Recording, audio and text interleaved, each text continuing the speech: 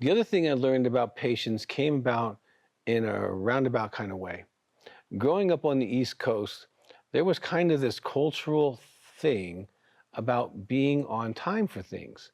The saying went something like this: to be early is to be on time is to be late, and to be late is to be rude.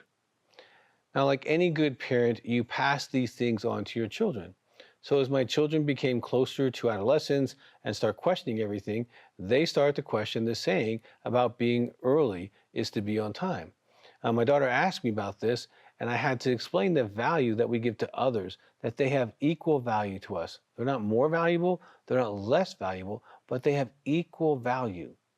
When you are late, you're saying by your behavior that I have more value than the other person. And that feels to them disrespectful and sometimes very disrespectful if it goes on consistently. Actually, I know people who didn't get promoted for that very reason. Their boss did not see them or experience them as reliable. And so they were late consistently and they got passed up for promotion because their lateness said, I don't care. Now, what does that have to do with patience, you might ask? To me, when I am being patient, I am saying with my behavior, you have value. I know when I taste the fruit of patience from my spouse or actually anyone, I feel they value me at the moment. When we are intentionally being patient with our spouse or with anyone, because you could practice at work, okay? With anyone, they feel that we value them. I know this is going to take practice. It does for me. However, if you practice this way we discussed today with specific behaviors and being honest when you fail and have same gender accountability, it can work its way into a reflex. And when it becomes reflexive to be patient, you and I look more like Jesus. When we agree in that intimate relationship with our spouse to be patient with them. And it is an agreement. You have to make an agreement with your own heart. I have another book called The 7 Love Agreements, and I have a whole chapter on making an agreement in your heart to be patient. Very important that you agree that they're worthy of being patient. Now, lastly, I want to add one of the most important tools to your arsenal of loving a woman or husband patiently. We all have secret weapon we can use when we really desire to change something in our heart. It's a heart attitude that comes out whether we are patient or impatient. For the heart to mature or change, we can use the superpower called prayer. We know if we come to the Father with an honest, open heart to become more like Him toward our spouses or anyone, that we know that this is His will for sure. It also honors Him that we truly desire to be like Him toward our spouse, and that our heart longs for our spouse to experience His nature through us. Not rarely, but consistently. When you have a patient spouse, if you're good-hearted, you don't want to take advantage of them for sure. God will give you little tidbits in prayer or because of your prayer.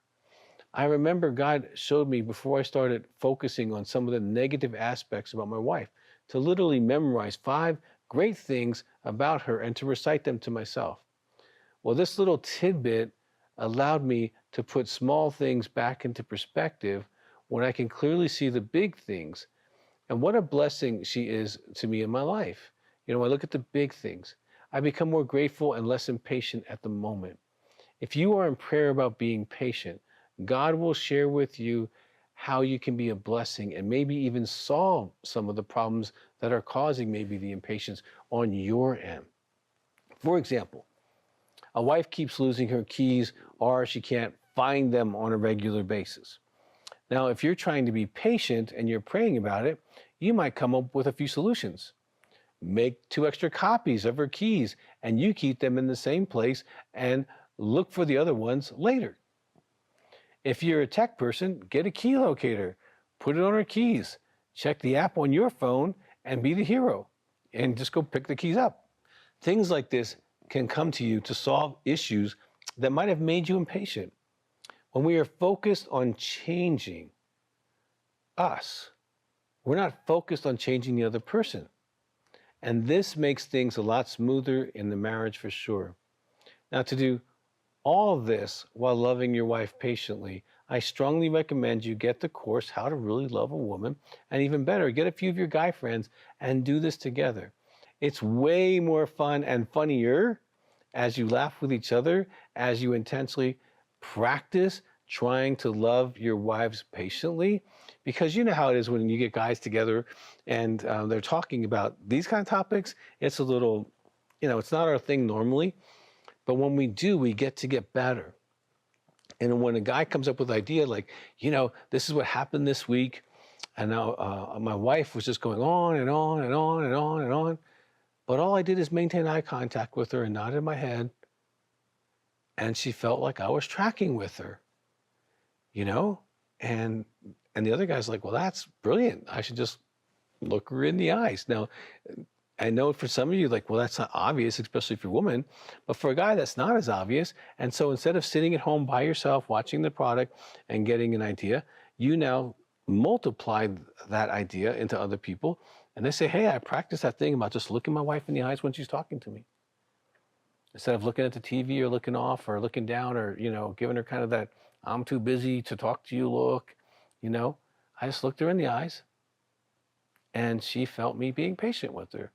And after a while, I felt I was being patient with her and I wasn't distracted. Okay, that's a simple idea. But see, when you get these ideas, you get maybe 6, 8, 10 guys in a room and they start sharing their ideas on what they did this week to be patient.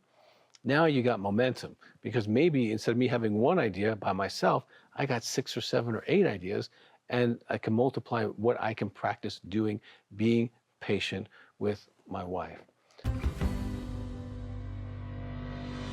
For more content and resources to help in your healing journey with Christ, make sure to follow Dr. Doug Weiss on Facebook and Instagram. If you'd like to share full episodes of this show with friends and family, subscribe to Healing Time Ministries on YouTube, and feel free to leave us a comment on any of Dr. Doug's social media platforms. Our team would love to hear your feedback and learn how Healing Time is impacting your life, your church, and your ministry.